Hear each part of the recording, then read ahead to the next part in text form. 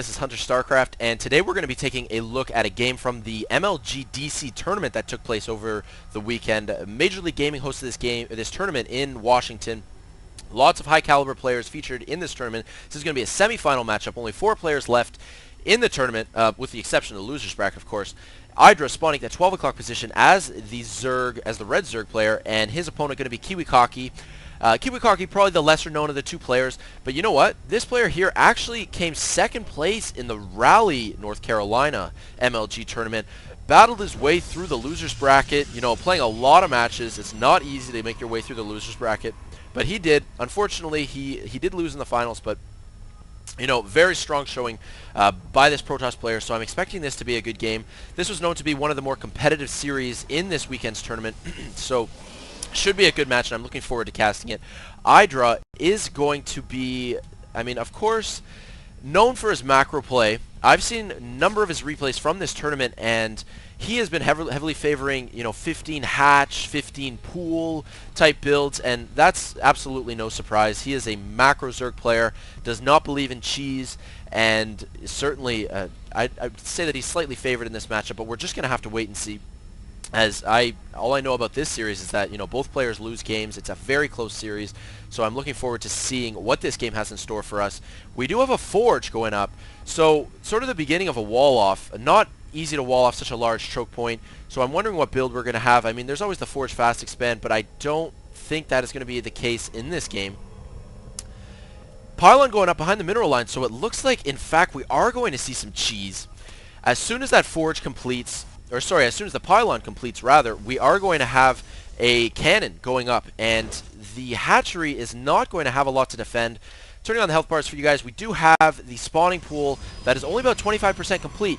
So by the time this photon cannon completes, there are not going to be any Zerglings, no queens, nothing really to sort of ambush this type of cheese play, and I do believe that this hatchery is going to be forced to cancel.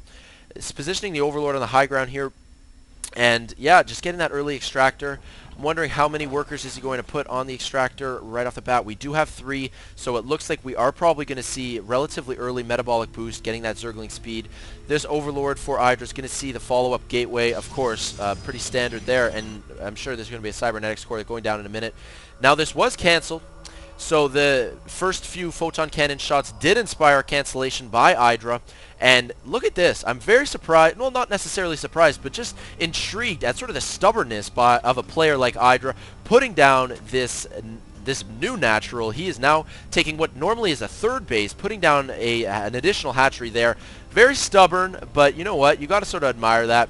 He's saying, I'm not going to resort to one base Zerg play.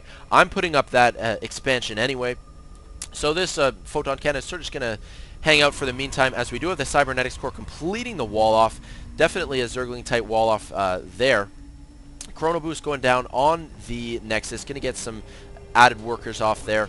And this worker, this probe on the high ground, made his way up here, and IdrA definitely doesn't know about it. He's got 2 Zerglings idle right here. I'm sure if IdrA knew, he would send them to kill the probe.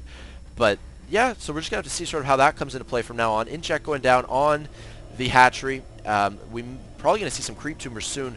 Very important to spread the creep, and especially in this situation because, the second base for IdrA is just so far from his main. He's got to get that creep spread going, getting that metabolic boost, as I had anticipated earlier.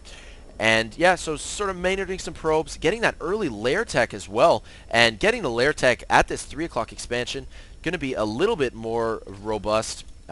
Especially with that new patch adding hit points to the hatchery and the lair.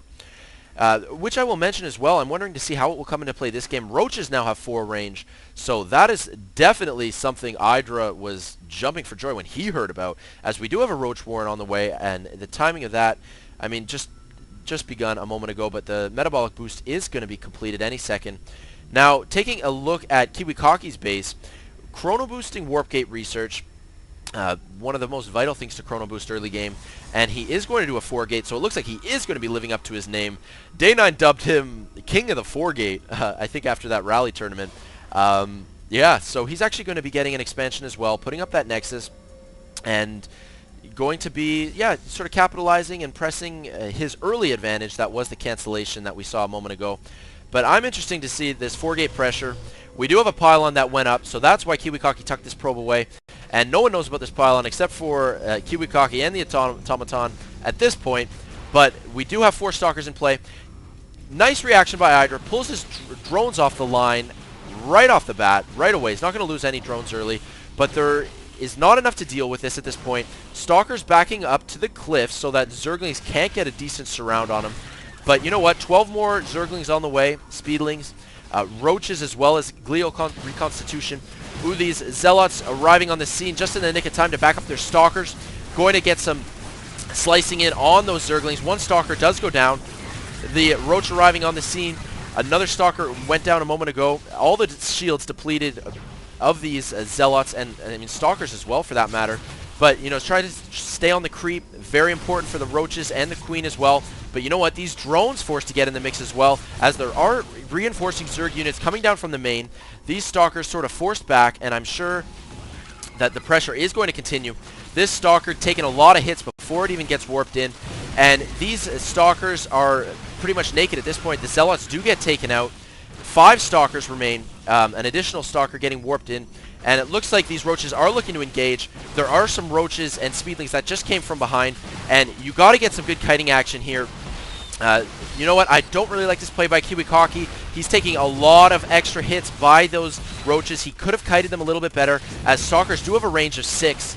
And, you know, you can use that to kite Roaches. Speedlings getting some decent surrounding on these Stalkers, getting a lot of shots in. Queen, you know, trying to protect the swarm as well.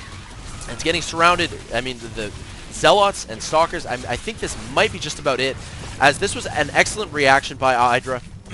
Really getting units into position, spreading the creep, getting the speed boost, sending Zerglings out across the map at this point. And I'm not sure I agree with warping in units on the high ground. It's a lot of extra resources and, I mean, food as well, that I'm not sure how, you know, effective those units are going to be or how they're going to come into play. Ooh, continuing to warp them in. I have to say, I do not agree with that. And taking a look at KiWiKaKi's vision, he does know about these Zerglings. That is not where he should be putting a pylon. He should, yeah, there you go. He puts one up here. And you know what? Supply blocked as well. So you know what? KiWiKaKi's getting pretty flustered at this point. After his, you know, 4-gate pressure was kind of nullified, he has been supply blocked for quite a while there, over 30 game seconds. These debris are getting taken out. And only at this point warping in some Stalkers. So it looks like these destructible rocks, very vital for any player who has an expansion at the natural. They are going to get taken out, and these Stalkers aren't going to do nearly enough. All the probes forced off the line because the destructible rocks went down, and they're just sort of blocking off that choke point. All at the same time, the upgrade for ground weapons might not be able to get completed, as the shields are being depleted quickly by these Roaches. And this, you know, might be the 4 range coming into play as well. If they were forced a little bit closer, maybe that photon cannon could get shots off. But it's not going to be the case. That forge is going to go down.